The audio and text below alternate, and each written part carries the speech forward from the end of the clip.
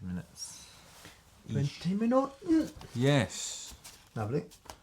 So what's this, number 7, isn't it? This is number 7. Wow. Well. Hi there, welcome to episode 7 of Still Wondering. We're brothers, and I'm Chris. And I'm Matt. And we are still wondering. And what that means is that we're just sort of meandering around in life in our 30s, trying to figure it all out. But walk with us, because we're having some fun, and we're poking life in the ribs, sometimes with a blade. Jabbing it in there. Whilst we try and make sense of what it means to be us as we are. So yeah, why are you listening to this? And this is an express edition today. I'm just popping by. We're a little bit short on time, but we really wanted to sit down and talk about something. And it's something we very briefly touched on, actually, previous ones. Something you pointed out was very, very wanky. So I used the phrase, and I can't remember what the phrase was, but I thought might be quite entertaining to talk about it again. And that's about jargon. Okay. This kind of language that you speak within whatever world you're operating in, which okay, doesn't make sense or needs a lot of explaining, is often Right. a barrier to understanding what you do. And I'm going to kick off with a great example. I was in a meeting with various people, and it was clear that myself and 2 other people probably needed to catch up about something. And the term that one of the participants used was, us 3 should triangulate. Somebody used that. Yeah. Triangulate. Yeah. Without a flicker of irony. No. And it was, even my brain, I'm quite used to the jargon because I've been in that kind of corporate-y type world for a while. That is the most made up bullshit. It did make me think, how far do you extend that? Let's go. We need There's to 4 of us. octogonate. Do you quadrangulate? There's 6 of you. Do you sexangulate? Yeah. I thought that was hilarious. Hexangulate. Hexangulate. We need to hexangulate. I quite like that one. There's 7 of us. Yeah, it sounds slightly sinister, doesn't it? Mm. Let's hexangulate. Let's hexangulate. Actually, I think you can. What's the 6-sided shape? Sex, yeah, isn't it? Yeah, sex. What is this? A sextet. No. Hexagonal. 7. That's 8. Is it? Yeah. No, octagonal's 8. Oh, you're right. Octopus. Yeah. Oh, Hexagonal 7. we are. Pentagon is 5. You're right. Pentagram. I don't know what the That's 6 one 5 is. points. Yeah. 6, 7. I don't know what it is. Can somebody just put it in the comments? I mean, I want to look it up, but should I? This is so basic. It's so It's a basic. 6-sided shape. Yeah. 6. Have you heard of a decimeter? Is it 10? Very good. 10 what? A meter of 10 10. It's actually 10 centimeters. is a decimeter. Yeah. I'm referring it to the guy that's done engineering, mixing and mastering on some of the music stuff. Okay. And when we were communicating, for some reason it came up where I said 10 centimetres, and he went, a decimeter, ? Of course, then I had to look up, 10 centimetres. Who knew? Oh, he's got an image. Here we go. Hexagon, 6 sides. Heptagon, 7. No way. Yes. Heptagon? Heptagon. That's like a new shape to my brain. So if I need to talk to 7 people at work, we need to heptagonate. hectangulate. Hectangulate. Oh my god. We need to pentagonate. Octagonate. I've just got to extend. Oh no, saying that, it says regular polygons. It's calling a square a quadrilateral. Oh no, that is right, isn't it? Yeah. I just looked at the word and thought, that isn't a word. Then I said it out loud. And that is a word. Quadrilateral. I have heard of that. I've heard of it. But I was keen to know whether you have got sort of jargon in the world of magic. Is it like if you're chatting with your magic mates, if you talk about particular hand movements that create a flashing? Oh yeah. So you need to explain that. Else it's not about dropping your trousers. Okay, good. So magicians regularly flash. I mean, the stereotypical magician, you probably have got they're that. known for it. Yeah. But so flashing is a term which is used when you're doing a sleight, which needs to be sight unseen, so the audience doesn't want to see it. Because sleight is jargon as well, isn't it? Yeah, it's like a sleight of hand or a sleight is something Sleight which is... a layperson might understand sleight of hand, but if you refer to it as a sleight, they're going to look at it and go, what do you mean by that? So a sleight would be execution of a secret move which accomplishes one outcome. So you could have multiple sleights happening one after the next. Yeah. But each sleight has its own job to do. Okay, yeah. And it's a piece of deceptive hand-related manipulation of either cards, coins, or any other hand-sized object, which is done in secret. So the audience should not be aware of the sleights that you use. Okay. So flashing is when the audience see the sleight, or when if magicians are critiquing each other, say, "Oh, you flashed." Oh right. So, "Oh yeah, I saw that. Yeah, you flashed." So it's flashing your sleights. Got you. Yeah. So when lay audiences are watching a magician and they're seeing flashes, they tend to think, "Well, that magician's not very good because I saw what happened." Yeah. And interestingly, if an audience sees, so a piece of magic can have, say, I don't know, just for arbitrary numbers, 6 sleights to accomplish it. Yeah. If the audience see one sleight, that is enough for them to go, "Yeah, no, you did it." Right. And it's like, from the magician's point of view, it's quite infuriating. It's like, you have no idea how I did it. Yeah. You haven't seen one You moving saw- cog Yeah. of everything that I had to accomplish in order to do this thing. Do you ever feel like giving them a card and say, "Well, go on then. Yeah. If you saw how I'm doing it, you do it." Yeah. Be really Why don't vindictive. you do it? Yeah. You walk around the room and speak to strangers. Off you go now. I'm watching.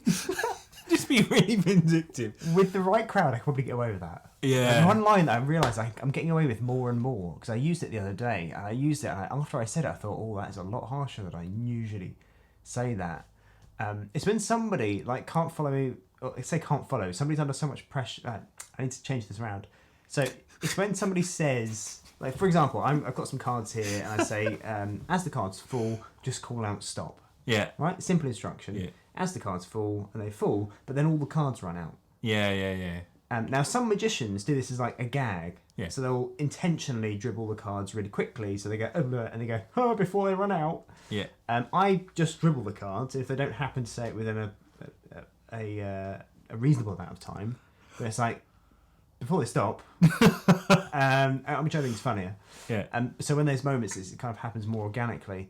But there was a few moments where I was asking this guy to remember a card, call out stuff. He just wasn't following things. It was either because he's under pressure or he was a little bit slow. I said, "Is your carer here?"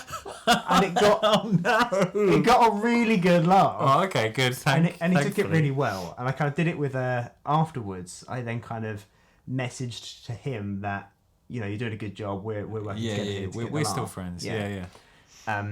Whereas normally I turn to the person next to them and I say, "Are you his carer?" Yeah. So I'm directing the Yes. attention to the carer, Yeah. who then assumes that role and then will either hug or go, "Yeah," Yeah. that kind of thing. So Yeah. it's not so direct. But I just said, "It's your carer." Which, if you said that to somebody who was in the abstract. if you genuinely said that to someone who did have a carer, it would be really insulting. Oh, God, yeah. Whereas if you say it to the carer, that's fine. That's not as rude. But if you just say it directly to someone, that's more. So I've been getting away with that. But yeah, I digress. So flashing is one term. Insulting the audience. I just think it's brilliant. I think it's a British thing. I don't know if I'm only speaking from experience, but generally we're quite sarcastic and we can get away with being that way. Funny enough, later on in that day, there was one guy that was, I give him his dues. He knew how some of the stuff I was doing, but he was also telling people how it worked. And as I came back to the table, because I went to go get something off another table, I came back and I saw him motioning something, which is the solution to what I just did. And I said, no. And I just looked down. He sort of caught him and he sort of stopped as he realised I was there. And he thought that I wouldn't have noticed because I was sort of in my peripheral. I'm kind of hyper vigilant when I work. I said, "Now, if you know how it's done, keep it to yourself because you're stealing the magic away from everyone." And he was sort of like, "Ooh." But the guy that I called the carer earlier on was now like my best friend. And he was like, "Oh, he knew what you were doing." It's just like, you're super switched on. It's like this kind of banter thing going along. And later on, the guy that was sort of figuring stuff out was in his mid-40s or early 50s. And later on, he was trying to jibe me to keep me on level. So, "Oh, why are you standing over there on your own?" that kind of stuff. Yeah. And I can't remember what he said. It was something, as we were walking in, he said something like, oh, why don't you do a dance and a jig or like outside? I can't remember what the context was. And I said, oh, is that what you're into? I just really spoke down to him in front of the guy that I called a carer. And he was like, mate, you're a legend. You're a legend. He's such a laugh. And it was this really good dynamic of this banterous thing of this guy's trying to like outwit me. And I'm like, nah. No. Anyway, we've kind of gone off on a tangent. So yeah, flashing is one. It's very difficult to pick them out because the context is real for me. So yeah, you won't notice it, and that's the problem with jargon. You can continue using it, and then flashed you. It's then just kind of terminology that's used in magic. I can't think of anything. Have you got any in sort of the music or in work? Yeah, in music, I suppose we do. Like if I talk about playing with bass, I might talk about sliding and hammering and slap and popping. And actually, now I'm saying it to you, it all sounds inherently sexual. Yeah. Hammer on, hammer off. Filthy musicians. Sliding, hammering. Yeah. Fretting harmonics. All these sorts of words, which to another person that plays guitar, they're going to say, I know what that is. But yeah, to everyone else, not. I mean, at work, it's just all the cliches. Being on the same page, all in the same boat. Let's not rock the ship. We don't the tail wagging the dog. That's another one you hear quite often. Just every sort of phrase like that you can. Plus all the acronyms, which you wouldn't know. Oh yeah, chaste order as a magician. What's that? There's a chaste. Is an order of suits, so clubs, hearts, spades, diamonds. Oh, okay. So start with the packet in chaste order is something you would regularly read in a book. They have to be in chaste order, so they can. It's like a standardised order of cards to then accomplish your particular effect, so you can follow along easier. Okay. So yeah, that's another thing that's just come to mind as an acronym. Chaste. Yeah, I mean it helps create the little worlds that we're in, doesn't it? Really. It kind of puts them in little boxes and makes them easier to. That's it. Conceptualise. Yeah, and you got like jargon might be one thing in one world, but it means something completely different, couldn't it?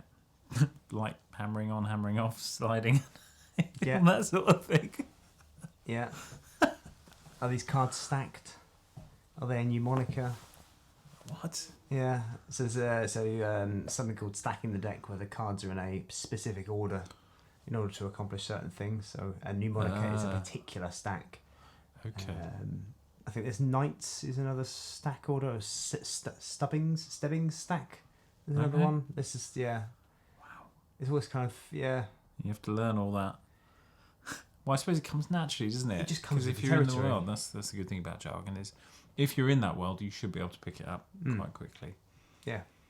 But if you're in the presence of a newcomer, then I'm gonna have a clue what you're talking about. No.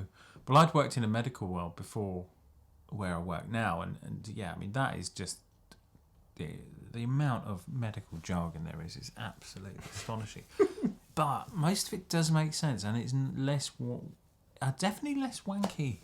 Really? Yeah, the more corporate setting that I'm in now is definitely far wanky. Whereas you simply don't need to say that. Whereas a lot of medical jargon is kind of necessary to be functional, because if you did the full names and long names of everything, you can get any work done, because there's big medical words and abbreviations and things. Whereas in an office, it's just sayings a lot of the time.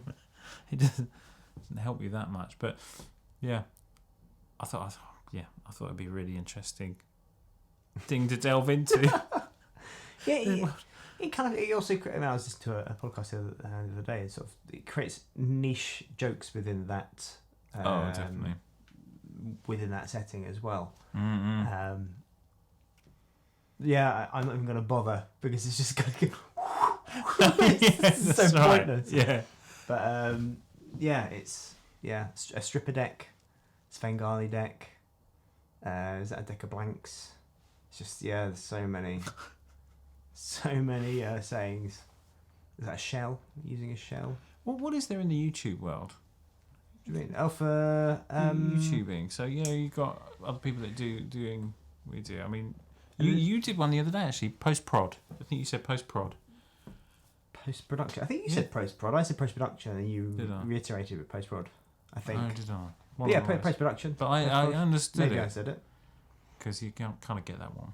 That's not too uncommon, I suppose. Yeah, post-production.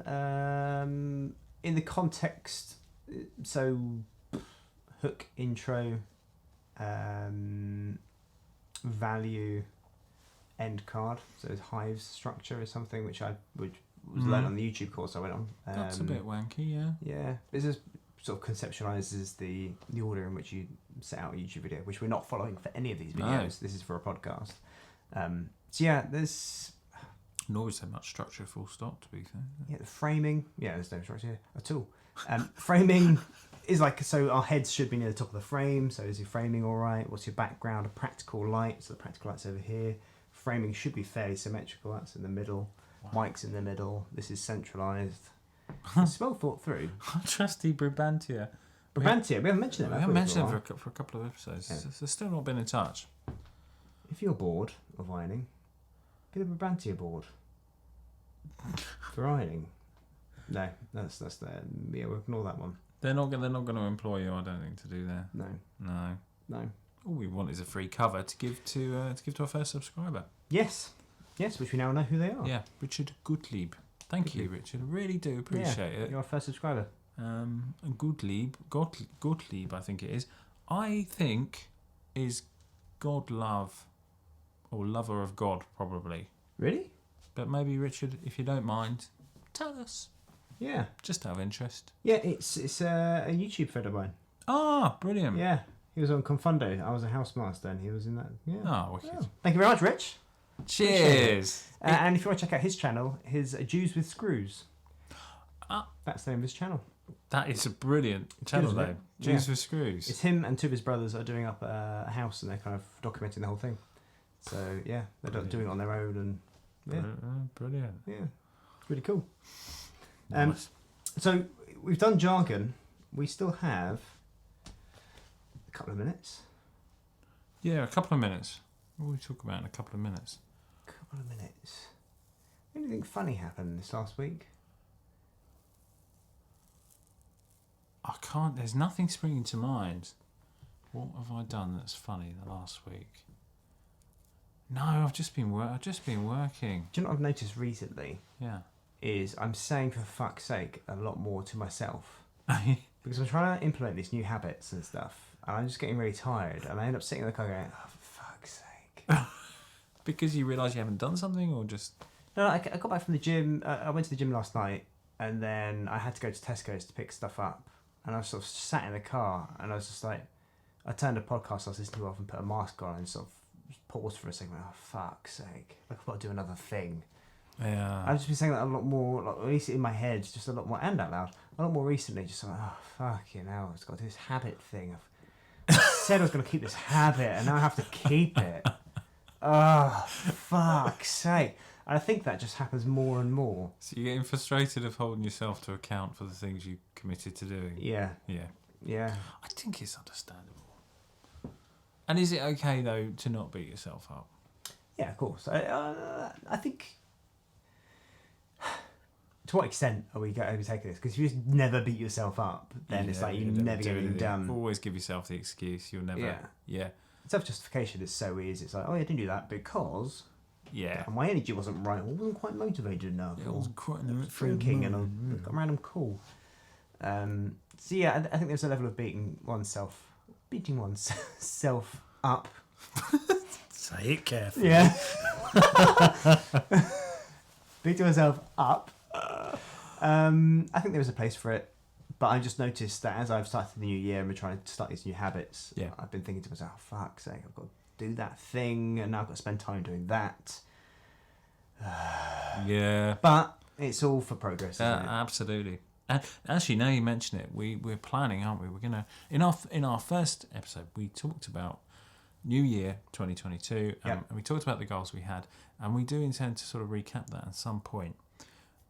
So yeah, keep listening, and you'll get a full breakdown of where we got to with our we're not calling them resolutions, our aims and goals and missions for 2022. Yeah. Could be interesting. How far? Oh, it's not whether we did or not stay on track. It's how far off track did we go. Because neither of us are staying on track. Well, let's give ourselves lots of warning of when we're going to do that catch-up video, so we can cram in There's many good things to hack it. many achievements. In the last 5 days, I've been really productive, and then once the episode has gone out, you go, oh, thank I God. can relax now. Yeah. It's a nice way of hacking it. I like that, bro. See, justifications? Our brain figures out a problem. We'll get there. I'm going to read so much the week before we do that video. Yeah. So I can be like, 3 books, no problem. Whereas actually, I'm I've exhausted been from panic reading. reading all week. Just looking at pages. just a photographic memory. Brilliant. Right, that's a good place to finish, I think. So, I hope you enjoyed this episode. This is episode number 7 of the Still Wondering podcast. If you do have any questions or any topics you'd like us to talk about and chat about, then please send us an email at q@stillwondering.com, and that's wondering with an A, not an O. q@stillwondering.com. Fabulous. We'd love to read your emails if you like these things, if you didn't like these things, or any kind of feedback. We're open to it. Whatever And if you you're listening to us on Apple Podcasts, please give us a review because those reviews really do help our podcast show up for other people that might be interested in wondering with us. We'll see you next time. Yes. Cheerio. In a bit. There we go. Cool. Wicked. That's Pretty good. much on time. Yeah, bang on. Boom. That's a 20-minute one. I'm gonna. Where's that? 'Cause I don't want to be late. No, that's fine. Good sesh, bro. Good sesh. Okay.